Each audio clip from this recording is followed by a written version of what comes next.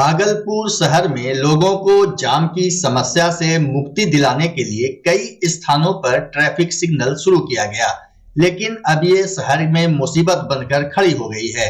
ऐसा हम इसलिए कह रहे हैं क्योंकि शहर के 14 स्थलों पर शुरू हुई ट्रैफिक सिग्नल में कुछ न कुछ गड़बड़ी दिखाई पड़ती है। कहीं पर ट्रैफिक लाइट बंद रहता है तो कहीं रेड सिग्नल और ग्रीन सिग्नल के बीच टाइम ऑपरेटिंग सिस्टम सही नहीं रहने से लोग परेशान रहते हैं। इसके अलावा स्मार्ट सिटी के ऑटोमेटिक चालान सिस्टम ने भी लोगों की मुसीबत बढ़ा दी है। वहीं शहर में ऑटोमेटिक चालान से बचने के लिए कुछ लोगों ने जुगाड़ भी निकाल ली है। ऐसा देखा जा रहा है कि जब से ऑनलाइन चालान कटना शुरू हुआ है तब से कुछ लोग अपने वाहन के नंबर में उलटफेर भी कर चुके हैं। वहीं स्मार्ट सिटी के स्मार्ट कैमरे से कुछ ऐसे वाहनों का भी चालान काटा जा रहा है जो घर या सर्विस सेंटर में रहते हैं। इधर शहर की बदहाल ट्रैफिक व्यवस्था से शहरवासी परेशान है और उन्हें प्रतिदिन घंटों जाम से जूझना पड़ता है।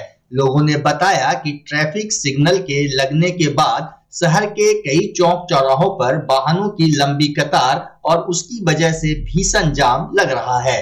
भागलपुर के रामसर चौक, तातारपुर, तिलका मांझी चौक, भिकनपुर गुमटी नंबर 3, डिक्सन मोड़, बुढ़हट्टा चौक, आदमपुर चौक, मनाली चौक, सराय चौक, कचहरी चौक, कोतवाली, परबत्ती समेत कई चौक चौराहों पर वाहन रेंगते रहते हैं। पिछले 2-3 दिनों से इंटर की वार्षिक परीक्षा के कारण भी जाम की समस्या बढ़ गई है। इधर स्मार्ट सिटी भागलपुर में जाम की समस्या पर जिलाधिकारी डॉक्टर नवल किशोर चौधरी ने अधिकारियों को सख्त हिदायत दी है। वैसे आपको बताते हैं कि कल शाम को मैं जो नगर आयुक्त हैं उनके साथ हम लोग गए भी थे। जो ऊपरी पुल है उसके पास हम लोगों ने भ्रमण भी किया है। कुछ गाड़ियों को हम लोग, जो मेजर गाड़ियां हैं जिसके कारण से शहर का ट्रैफिक कंजेशन होता है, उस ट्रैफिक कंजेशन को हम लोग दूर करने के लिए प्लान बना लिए हैं और कमिंग फ्राइडे से, जो इस वीक में फ्राइडे से, उसको इम्प्लीमेंट भी करेंगे। दूसरा कि ट्रैफिक को मैंने असेस किया है, मैं देख रहा हूँ कि ट्रैफिक में कुछ इशूज़ हैं जो कि आज से ही हमने इम्प्लीमेंट करने के लिए बोला है, तो वो भी हमारा काफ़ी बेटर हो जाएगा।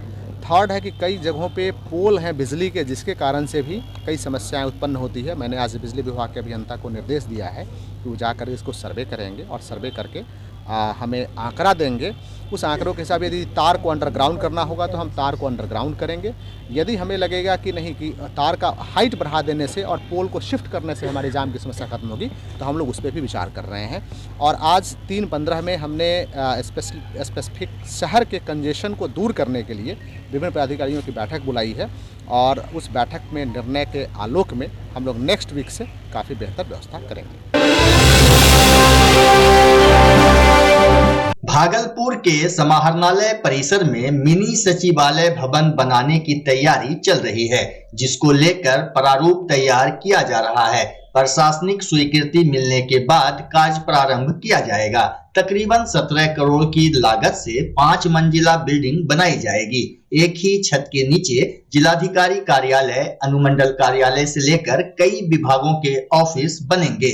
वहीं भवन निर्माण को लेकर जिलाधिकारी डॉक्टर नवल किशोर चौधरी ने अधीनस्थ पदाधिकारियों के साथ समाहरणालय के आसपास अनुमानित स्थल का निरीक्षण किया।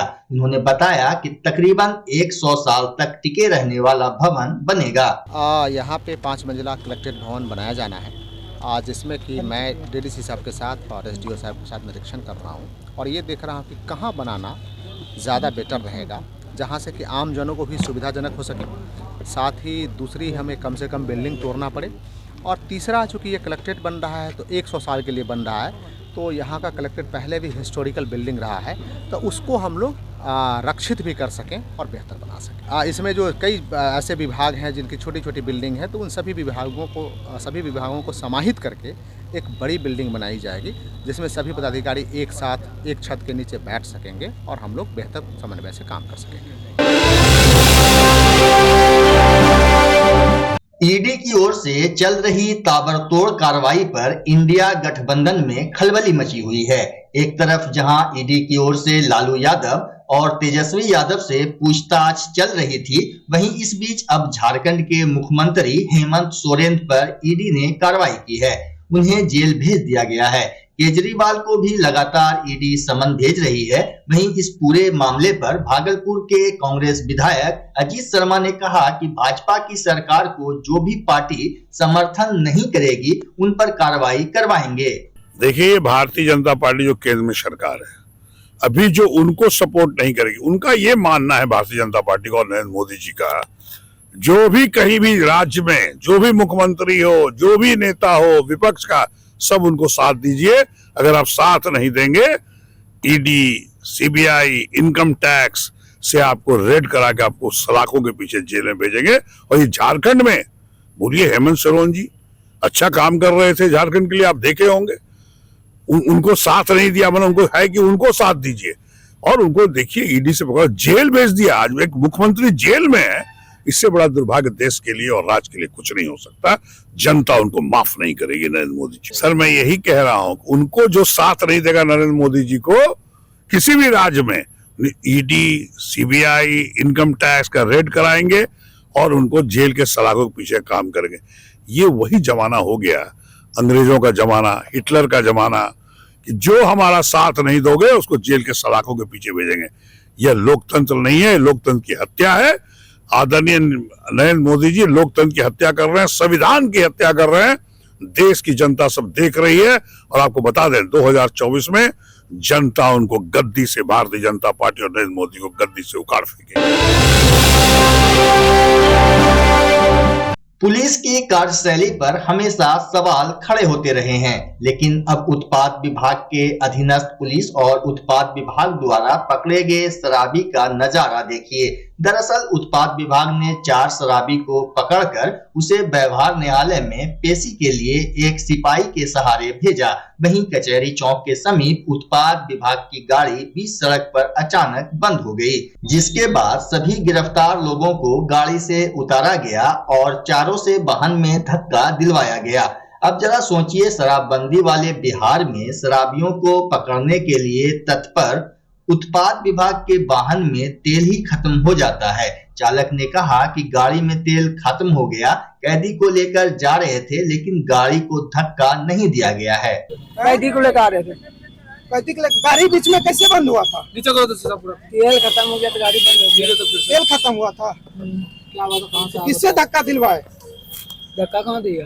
धक्का दिया है ना पीछे से, मेरे पास वीडियो है। धक्का दिया। कैदी को लेकर आए थे। हाँ, कैदी है, पुलिस हुआ था।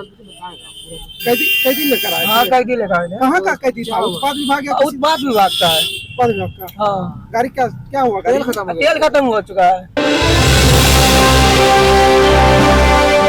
भागलपुर के नवगछिया पुलिस जिला में रफ्तार का कहर जारी है। सड़क दुर्घटना में लगातार मौतें हो रही है। ताजा मामला नवगछिया NH 31 टोल प्लाजा के समीप का है, जहां तेज रफ्तार कार ने बाइक सवार मां बेटे को कुचल दिया। घटना में मां बेटे की दर्दनाक मौत हो गई। एक्सीडेंट होते ही कार चालक कार को छोड़कर फरार हो गया। मृतकों की पहचान पूर्णिया निवासी गीता देवी और उनके बेटे निवास शाह के रूप में हुई है। सूचना मिलते ही पुलिस मौके पर पहुंची और सबको पोस्टमार्टम के लिए नवगछिया अनुमंडल अस्पताल भेज दिया। बताया जा रहा है कि पूर्णिया से बिहपुर थाना क्षेत्र के भरमरपुर में अपने बहू और बच्चे से मिलने के लिए गीता देवी अपने बेटे के साथ आई थी और आज वापस लौटने के क्रम में सामने से आ रही तेज रफ्तार कार ने भीषण टक्कर मार दी। ये लोग जो भमरपुर से आ रहे थे, भमरपुर में मेरी पत्नी है, उनको एक लड़की हुई है, तो आज 8 दिन हुआ है, 8-9 दिन उसका हुआ है। उसी को देख के ये लोग आ रहे थे। कहाँ घटना हुआ है? घटना हुआ 0 माइल के आसपास में। आप लोग को कैसे पता चला? हमको थाना से जो है कि फोन किए, मतलब पहले मेरे गांव में किसी अलग लड़का श्रवण कुमार को फोन किया गया, तो वो हमको बोले कि भैया ऐसे बात घटना हो गया है, फोन करिए। भैया के नंबर पर हम फोन किए तो हमको बोले कि आपका जो है पेशेंट वहाँ पर भर्ती है अस्पताल में और नाजुक है, 2-4-5 आदमी लेके आइए। तब ये हमको लग गया, हम वहाँ से आ गए। रिंकू एलईडी बल्ब, एक बार लाओ और चलाते ही जाओ। हमारे एलईडी बल्ब्स है क्वालिटी में नंबर 1 और एनर्जी एफिशिएंट, जो रखे एनवायरनमेंट और आपके बिजली के बिल दोनों का ख्याल। रिंकू एलईडी बल्ब के साथ एनर्जी बचाओ और बिल घटाओ। ये है पावर सेविंग लाइट जो चले लंबे समय तक और रखे आपके घर को रोशन। हमारे यहाँ एलईडी लाइट्स मिलते हैं एक व्यापक रेंज में, जो आपकी हर जरूरत को पूरा करेगी। लेकिन यही नहीं, हमारे एलईडी लाइट सिर्फ चमकदार नहीं बल्कि एनवायरनमेंट फ्रेंडली भी है। तो आज ही लाओ रिंकू एलईडी बल्ब और पाओ 1 साल की वारंटी का भरोसा। रिंकू एलईडी बल्ब्स, नई जनरेशन के स्मार्ट बल्ब्स। आज ही संपर्क करें 8651063786 या मेल करें rinku.led.bulb@gmail.com। हमारा पता असाननपुर, भागलपुर, बिहार 812002।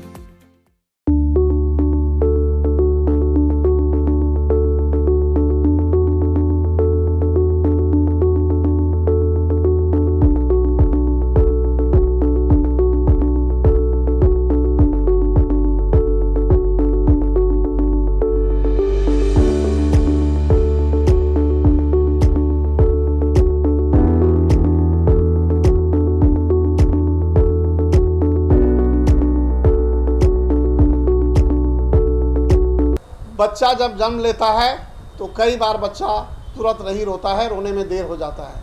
ऐसे में बच्चा क्षतिग्रस्त हो जाता है और उसके बचने की संभावना कम हो जाती है। और यदि बचा तो भविष्य में उसमें विकलांगता की समस्या आती है, जिसे सीपी कहते हैं, जिसका कोई माकूल इलाज नहीं है और ज़िंदगी भर बच्चा विकलांगता से जूझ सकता है। ऐसे में पूरे संसार में कूलिंग थेरेपी का सहारा लिया जाता है।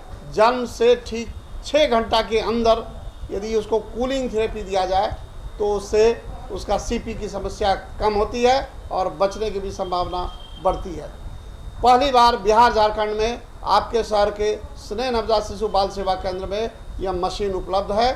कभी भी ऐसी बात हो कि बच्चा रोने में विलम्ब हो गया तो आप स्नेह नवजात शिशु बाल सेवा केंद्र में जरूर संपर्क करें।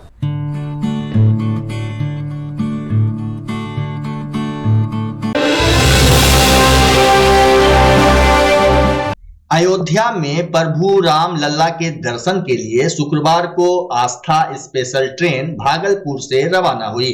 ट्रेन से 234 की संख्या में कार सेवक, विश्व हिंदू परिषद और आरएसएस के कार्यकर्ता अयोध्या धाम गए। वहीं रेलवे स्टेशन हनुमान चालीसा और श्री राम नाम के जय घोष से गुंजायमान हो गया। सभी श्रद्धालुओं को तिलक लगाकर रुद्राक्ष एवं आईडी कार्ड पहनाकर ट्रेन में बिठाया गया। ट्रेन की रवानगी को लेकर चौक चौबंद सुरक्षा व्यवस्था की गई थी। भारी संख्या में पुलिस बल की तैनाती की गई।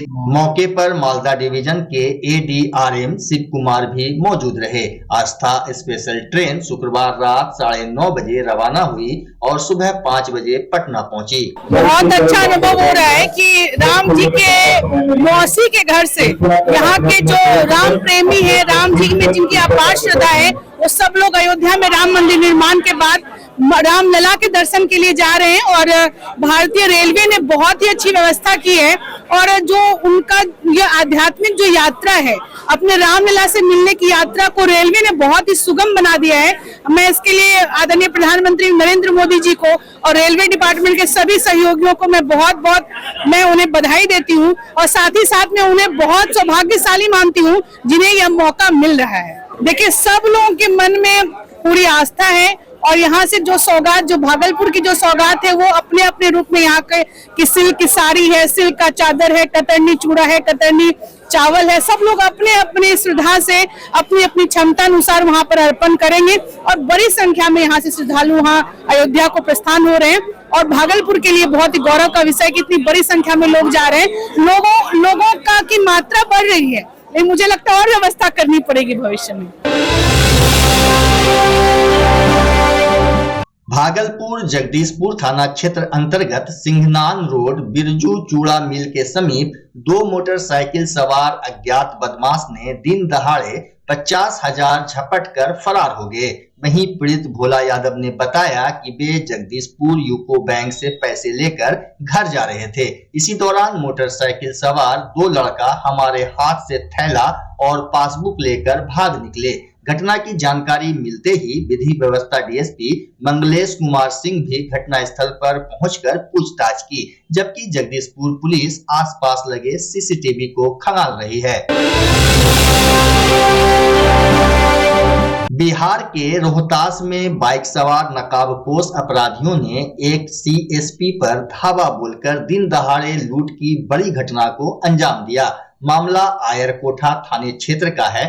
घटना के संबंध में बताया जाता है कि आयरकोठा थाना क्षेत्र के मुख्य बाजार स्थित पंजाब नेशनल बैंक के सीएसपी पर बाइक सवार 3 नकाबपोश बदमाश पहुंचे और शटर को अंदर से गिरा दिया। वहीं बदमाशों ने सीएसपी ऑपरेटर रिंकू कुमार को गन पॉइंट पर ले लिया और धमकी दी कि रुपये निकालो नहीं तो गोली मार देंगे। इसी दौरान ऑपरेटर से 2,70,000 रुपये कैश लूट लिया और फरार हो गए। वहीं घटना की सूचना पाकर मौके पर डेहरी के एएसपी शुभांक मिश्रा भी पहुंचे और मामले की छानबीन में जुट गए। आयरकोठा में पीएनबी बैंक का एक सीएसपी संचालक है, उनके पास करीब 2,70,000 का पैसा पड़ा हुआ था, तो उसी की लूट की घटना सामने आई है। 3 लोग इसमें इन्वॉल्व हैं और उनका आगे हम लोग अनुसंधान और उनके भागने की दिशा में अनुसंधान कर रहे हैं। होगा जो भी ऐसे भी अनुसंधान उद्भेदन होगा हम आपको सूचित करेंगे।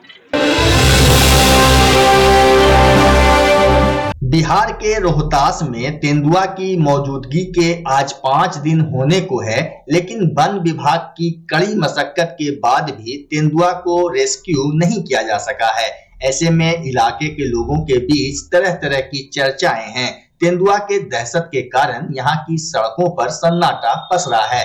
दरअसल डालमिया नगर के चीनी फैक्ट्री में तेंदुआ के पद चिन्हों के निशान पाए गए हैं, जिन्हें लेकर कल पूरे दिन नेट और गन के साथ फैक्ट्री के अंदर रेस्क्यू अभियान चलाया गया, लेकिन तेंदुआ पकड़ में नहीं आ सका, जिसके बाद अब बड़े पिंजरे में बकरी का बच्चा डालकर उसे ट्रैप करने की कोशिश की जा रही है।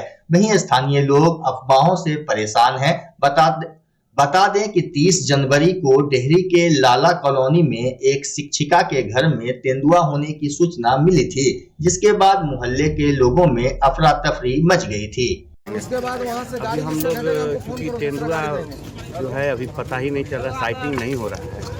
जब तक साइटिंग नहीं होता है तो उसमें पकड़ने का तो कोई चांस ही नहीं है। तो हम लोग साइटिंग करने के लिए अपने भी प्रयास कर रहे हैं और यहाँ क्योंकि बहुत पॉपुलेशन डेंसिटी है, तो साइटिंग होगा, अब हमें खबर मिलेगी, हम लोग उसको पकड़ने का प्रयास करेंगे। तो क्या लगता है सर कि वो तेंदुआ जो वन विभाग के हाथ लग पाएगी? अगर रिहायशी एरिया में है तो हाथ लगना चाहिए, अगर दूर नहीं निकल गया है जंगल की वो बात अलग है। लेकिन जो सुबह तक की सूचना है कि चीनी मिल के आपने देखा गया है, तो ये क्योंकि जंगल नुमा जगह है और कुछ छिपने का मकबूल जगह है, तो उम्मीद है कि वो अभी इसी शहर के इसी जंगल के एरिया में